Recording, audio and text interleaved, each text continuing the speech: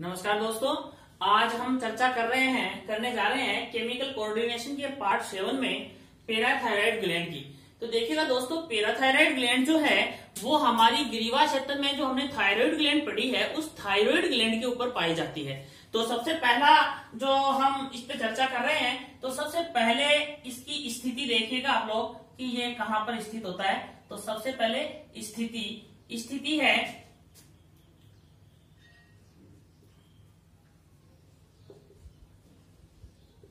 Thyroid gland के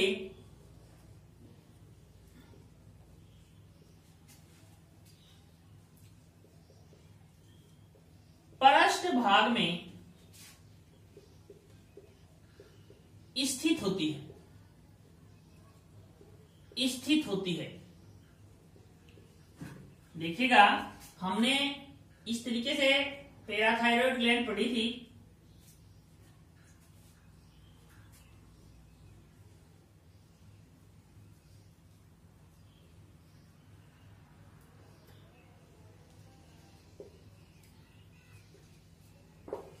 ये thyroid gland थी और इस थायराइड ग्लैंड की प्रत्येक पाली पर 2 पैराथायराइड ग्लैंड थी। ये है पैराथायराइड ग्लैंड।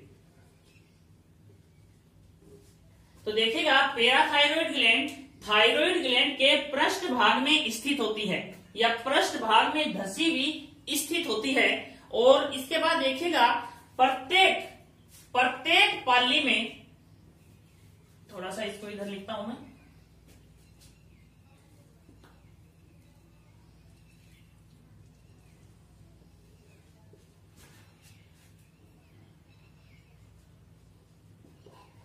प्रत्येक पाली में 2 पैराथायराइड ग्लैंड पाई जाती है। 2 पैराथायराइड ग्लैंड स्थित होती हैं। तो प्रत्येक पाली में 2 हैं, तो टोटल कितनी हो गई? टोटल कितनी पैराथायराइड ग्लैंड हो गई? 1 2 3 एंड 4। टोटल कितनी हो गई? 4 पैराथायराइड ग्लैंड पाई जाती हैं। इसके बाद देखिएगा दोस्तों कि इस पैराथायराइड ग्लैंड जो है ये किस कलर की होती है। इसको मिटा रहा हूं मैं। इसके कलर की बात करें हम,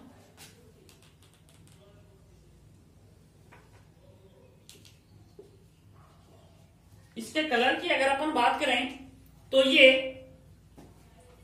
रेड कलर की होती हैं, रेड या लाल कलर की होती हैं। फिर देखिएगा इनका वेट एंड साइज,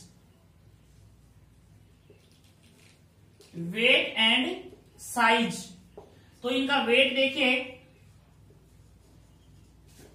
0.01 से 0.03, 0.01 से 0.03 ग्राम। इनकी साइज देखिएगा, साइज 6 से 7 mm लंबी तथा 3 से 4 mm चौड़ी होती है। देखिए, पैराथायराइड ग्लैंड थायराइड ग्लैंड के पृष्ठ भाग में स्थित होती हैं। प्रत्येक पाली में 2 पैराथायराइड ग्लैंड पाई जाती हैं और प्रत्येक पाली में 2 हैं। तो हमें पता है कि थायराइड ग्लैंड जो है उसमें 2 पालियां पाई जाती हैं, तो टोटल कितनी हो गई? 4 ग्लैंड हो गई। कलर कैसा है इसका? रेड कलर है। इसका वेट 0.01 से 0.03 ग्राम तथा इसकी साइज 6 से 7 mm लंबी तथा 3 से 4 mm चौड़ी होती है। इसके बाद देखिएगा दोस्तों कि इस ग्रंथि द्वारा स्रावित हार्मोन का नाम क्या है। इसके द्वारा जो स्रावित हार्मोन है, हार्मोन का नाम क्या है? तो इसका हार्मोन है पैराथोर्मोन हार्मोन। कौन सा है? पैराथोर्मोन हार्मोन। कौन सा हार्मोन इसके द्वारा सीक्रेट हो रहा है? पैराथोर्मोन हार्मोन, राइट। तो अब देखिएगा, इस थॉर्मोन हार्मोन है, इसी को हम कोलिप का हार्मोन भी कहते हैं। क्या कहते हैं? कोलिप का हार्मोन। कोलिप का हार्मोन, पैराथॉर्मोन हार्मोन को ही हम कोलिप का हार्मोन के नाम से भी जानते हैं। अब देखिएगा इस पैराथॉर्मोन हार्मोन के कार्य हम देखेंगे। इसमें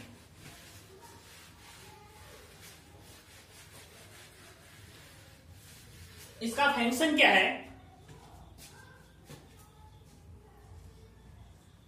पैराथॉर्मोन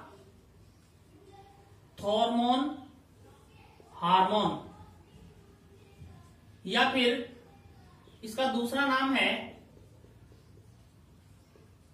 कोलिप हार्मोन।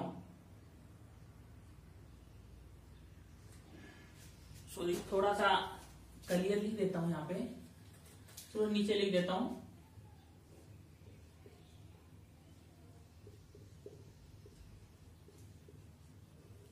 कोलिप का हार्मोन, इस हार्मोन का फंक्शन देखिएगा आप लोग। इसके यदि फंक्शन की बात करें तो सबसे इंपॉर्टेंट बात यह है कि ये हार्मोन जो है कैल्सिटोनिन हार्मोन जो है, जो थायराइड ग्लैंड की पैराफोलिकुलर सेल द्वारा सीक्रेट होता है, उसका विरोधी हार्मोन है। अर्थात इसका काम क्या हो गया? ये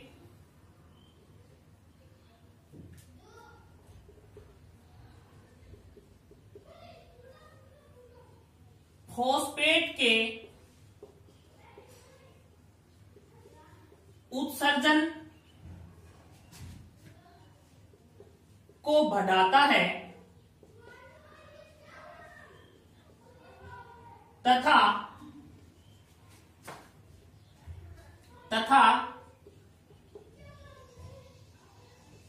किडनी व इंटेस्टाइन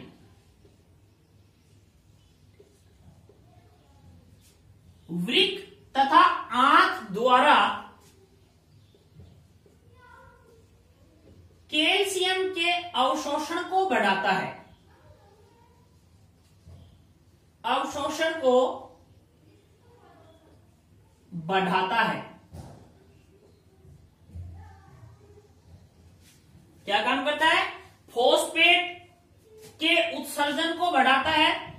फॉस्फेट के उत्सर्जन को बढ़ाता है तथा किडनी तथा इंटेस्टाइन द्वारा कैल्शियम आयन के अवशोषण को बढ़ाता है। इस आधार पर हम कह सकते हैं कि ये जो हार्मोन है, इसका मुख्य काम क्या है? इसका मेन काम है कि फॉस्फेट व कैल्शियम आयन का संतुलन बनाए रखता है। का संतुलन बनाए रखता है।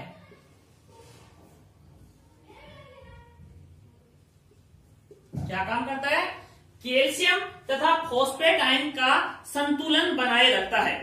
इसके अलावा देखिएगा दोस्तों, इसका नेक्स्ट वर्क जो है, ये पहला वर्क है इसका। दूसरा वर्क देखिएगा इसका कि ये पेशी संकुचन,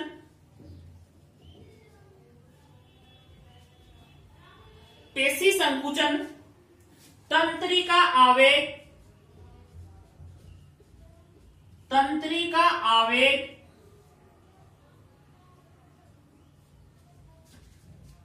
रक्त स्कंदन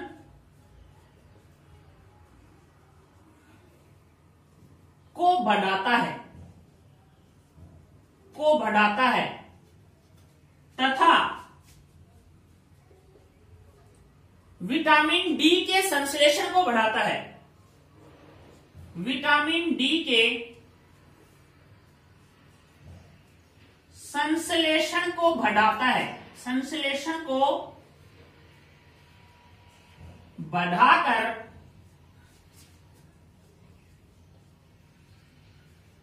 अस्थि निर्माण में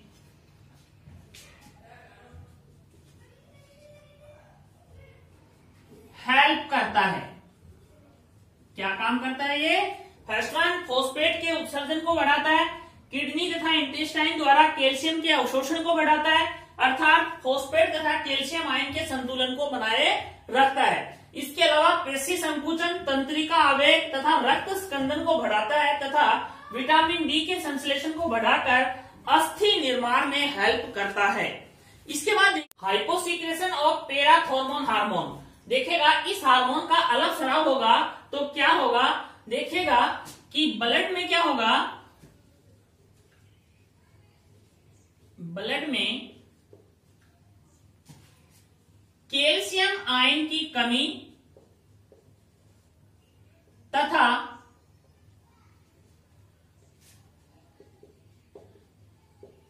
फॉस्फेट आयन की अधिकता हो जाएगी, फॉस्फेट आयन की अधिकता हो जाएगी, जिसके कारण प्रभाव क्या पड़ेगा, इसके कारण पेशियों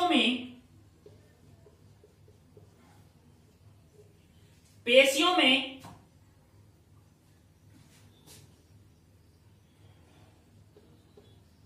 संकुचन व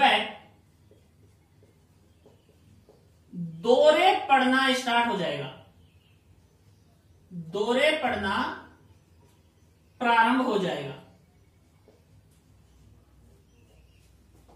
या क्रैम्प्स आने स्टार्ट हो जाएंगे। क्या होगा, ब्लड में कैल्शियम आयन की कमी हो जाएगी, फॉस्फेट आयन की अधिकता हो जाएगी, तो पेशियों में संकुचन और अनाय दौरे पड़ने स्टार्ट हो जाएंगे। और इस कंडीशन को या इस प्रभाव को हम जो डिजीज को जो नाम दे रहे हैं उसका नाम है, इसका नाम होगा hypo calcium tetany, hypocalcemic tetany, hypo कैल्शियमी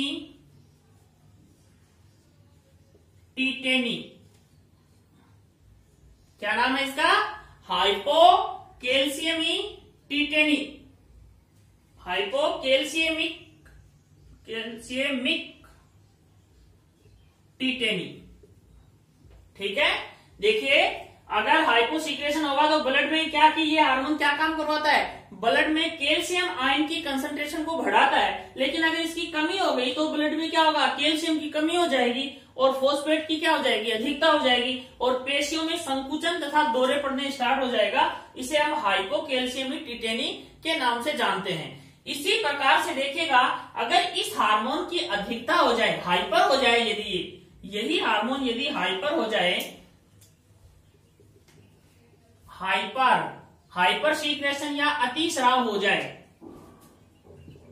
अतिस्राव, तो क्या होगा, अगर इसका अतिस्राव हो गया तो देखेगा आप कि इसको मिटाइएगा, इसका जस्ट उल्टा हो जाएगा। देखिएगा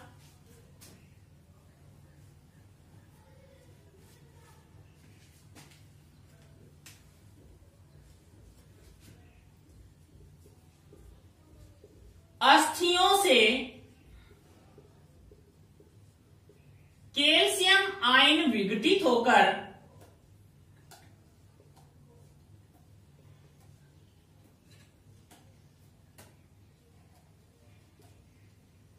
ब्लड में एकत्रित होना शुरू हो जाएगा।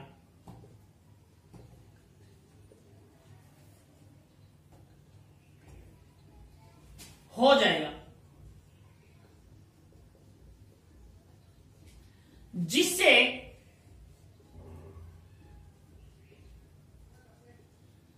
अस्थियां भंगूर व खोखली हो जाएंगी। अस्थियां कैसी हो जाएंगी, भंगूर व खोखली हो जाएंगी।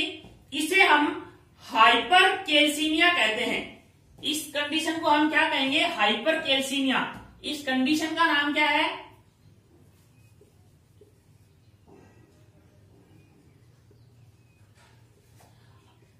Hyper calcaemia. Hyper calcaemia. और इस डिजीज का नाम क्या है,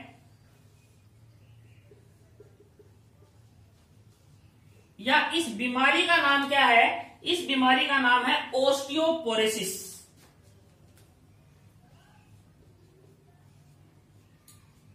ओस्टियोपोरोसिस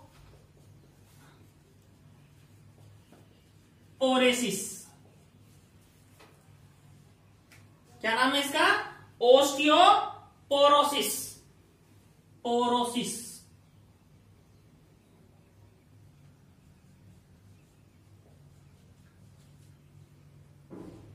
क्या हो जाएंगी? अस्थियां खोखली हो जाएंगी, उसमें छिद्र हो जाएंगे, भंगुर हो जाएगी, खोखली हो जाएंगी, और इस कंडीशन का, इस बीमारी का नाम है ओस्टियोपोरोसिस।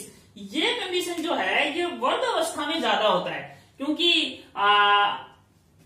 पैराथॉर्मोन हार्मोन जो है उसका यदि अतिस्राव हो जाएगा तो ये ओस्टियोपोरोसिस मतलब अस्थियां भंगुर हो जाएंगी। थोड़ी सी, अगर थोड़ा सा भी व्यक्ति गिर जाएगा तो हड्डियों के टूटने की संभावना जो है वो ज्यादा होती है, और इसे हम कहते हैं ओस्टियोपोरोसिस। इसके बाद देखिएगा कि दूसरी डिजीज देखिए, दूसरी कंडीशन, यही मैं इसको आगे कर रहा हूं।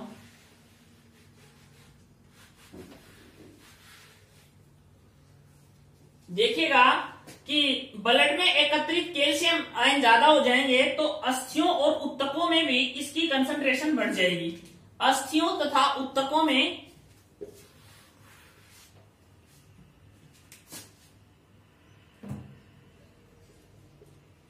उत्तकों में कैल्शियम आयन की सांद्रता बढ़ने पर, की मात्रा बढ़ने पर बढ़ने लग जाती है। क्या हो जाएगा? उत्तकों में कैल्शियम की मात्रा बढ़ना स्टार्ट हो जाएगा और मूत्र की मात्रा बढ़ जाएगी, जिससे क्या होगा? बार बार मूत्र आता है, प्यास अधिक लगती है, प्यास अधिक लगती है। देखिएगा, उत्तकों में यदि कैल्शियम की मात्रा बढ़ गई तो बार बार मूत्र आएगा, और बार बार मूत्र आएगा तो प्यास भी अधिक लगनी स्टार्ट हो जाएगी, और जिसके कारण, इसके कारण क्या होगा कि वृक्क, किडनी में पथरी या स्टोन बन जाती है। किडनी में क्या बन जाती है? स्टोन बन जाती है। और इस रोग को, इस डिजीज का नाम देखिएगा, इस डिजीज को संपुटी तंतु में, संपुटी तंतु में, संपुटी तंतु में अस्थि विकृता, अस्थि विकृता, अस्थि विकृता,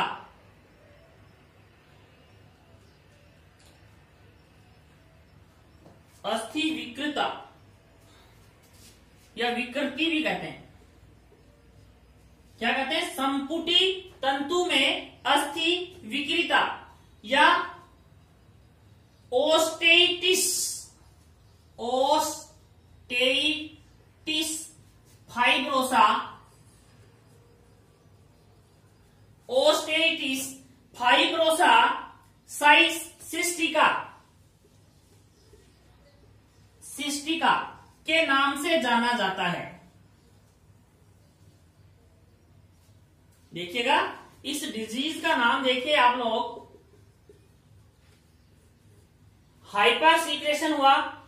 पहला क्या बताया था? ब्लड में कैल्शियम की मात्रा बढ़ जाएगी। कैल्शियम की मात्रा बढ़ जाएगी तो क्यों, कैसे बढ़ेगी?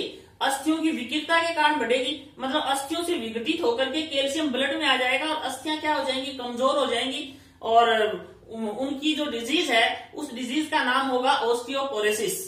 ठीक है, लेकिन सेकंड इसकी जो कंडीशन है वो देखिएगा आप लोग, सेकंड डिजीज जो है उत्तकों में कैल्शियम की मात्रा बढ़ने लग जाती है, क्योंकि ब्लड में कैल्शियम की मात्रा बढ़ी हुई है तो उत्तकों में भी कैल्शियम की मात्रा बढ़ जाती है और बार बार जिसके कारण मूत्र आता है, अधिक प्यास लगती है और किडनी में पथरी बन जाती है और इस डिजीज को हम कहते हैं संपुटी तंतु में अस्थि विकृता या ओस्टेटिस फाइब्रोसा सिस्टिका। ठीक है, इसके उपचार के लिए क्या करेंगे भाई हम? इसके उपचार के लिए क्या काम करेंगे वो देखिएगा। इसका उपचार, इस कंडीशन का उपचार कैसे करेंगे? जो ग्रंथि अधिक बढ़ जाती है उसको काट के अलग कर दिया जाता है। क्या है? बढ़ी हुई ग्रंथि को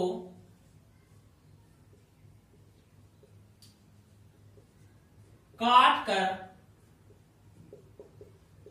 अलग कर दिया जाता है।